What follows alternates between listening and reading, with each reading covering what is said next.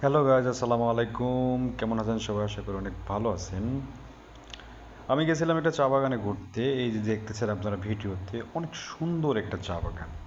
প্রকৃতি যে এত সুন্দর হতে পারে আমি এই চা বাগানটা না দেখলে হয়তো বুঝতে পারতাম না।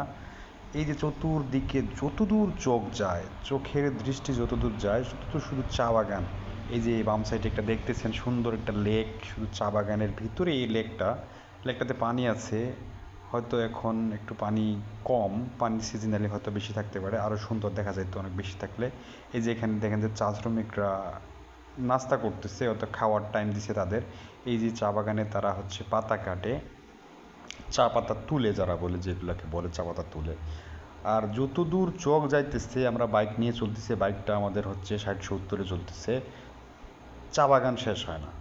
এটা হচ্ছে মেবি সুরমা চা বাগান, মেবি আমার মনে নাই, যত এতটুক আমার মেবি মনে হচ্ছে যে সুরমা চা বাগান।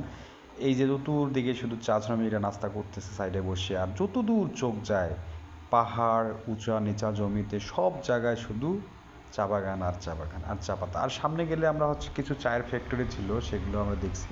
চা পাতাগুলো কীভাবে প্রসেস হয়ে চা পাতি তৈরি হচ্ছে, এগুলো আমরা দেখছিলাম। ওগুলো ভিডিও আমরা করা হয়নি, কিন্তু আমরা এখানে জাস্ট প্রকৃতিটা দেখতেছিলাম। একবারে সবুজ আর সবুজ, সবুজ আর সবুজ, আর শুধু চা বাগান। আর চা বাগানের মাঝখানে যে গাছগুলো লাগাইছে এগুলো মেবি কৃষ্ণচূড়ার গাছ। এই গাছগুলা হচ্ছে কি, এগুলো প্রকৃতিটাকে আরও সুন্দর করছে। এমন সুন্দর করছে যে মনে হচ্ছে এটা একটা সাজিয়ে গুজিয়ে রাখছে কীভাবে। চা বাগানগুলা যখন হচ্ছে এমনি নর্মালে থাকে তখন হয়তো কিন্তু হচ্ছে কি, ওই যে পাতাগুলো যখন উপরে বড় বড় হয় তখন হচ্ছে একটু খারাপ দেখা যায়। যখন আবার ওই পাতাগুলো উপর থেকে চা পাতা যখন তোলার পর যে একবারে স্ট্রেট, একবারে সমান হয়ে যায় জায়গাটা, দেখতে একবারে অস্থির লেভেল লাগতেছে। এখানে দেখলেন যে চা শ্রমিকরা কাজ করতেছে, এরা হচ্ছে ওই চা পাতা উপরের পাতাটা কাটে নিচ্ছে, যেটা লেভেল থেকে এক্সট্রা উপরে উঠতেছে। ও পাতাটা ওরা নতুন পাতাটা কেটে নেয়, কেটে নেওয়ার পর হচ্ছে ওইটা আবার একবারে সমান হয়ে যায়। সমান হওয়ার পর কিন্তু হচ্ছে কি, তাহলে হচ্ছে আবার চা বাগানটা অস্থির লেভেলে দেখা যায়। আর রাস্তাটা দেখছেন, রাস্তাটা হচ্ছে একটা সমান সুন্দর রাস্তা, এই রাস্তাটা অস্থির লেভেলের। আর দুই দিকে চা বাগান, মাঝখান দিয়ে চলতেছি, কি যে শান্তি লাগতেছে ভাই, অস্থির লেভেলে। দেখেন আপনারা জাস্ট একটু দেখেন চা বাগানগুলো কত সুন্দর লাগতেছে। আমরা গেছিলাম ঘুরতে, আমরাও দেখতেই গেছিলাম চা বাগান।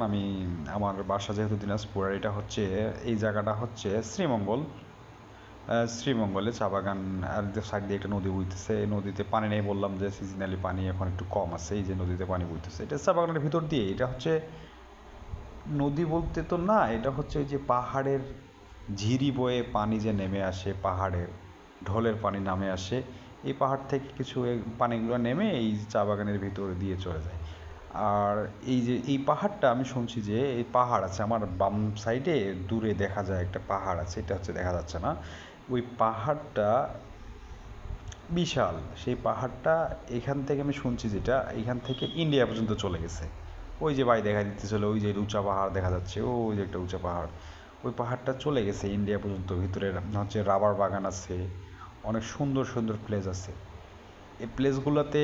রাবার বাগানের বিষয়টা হচ্ছে কি, রাবার বাগানটা এখন শুধু সবুজ আর সবুজ, কিন্তু শীতকালীন বিষয়টা যখন গাছের পাতা ঝরে যায় তখন কিন্তু বিদেশের মতো সিন দেখা যায় নাকি। সো বন্ধুরা, ভিডিওটা এই পর্যন্তই ছিল। ভিডিওটা যদি ভালো লাগে অবশ্যই একটা লাইক, একটু কমেন্ট, আর চ্যানেলটা একটু সাবস্ক্রাইব করে দিবেন। ভালো থাকবেন।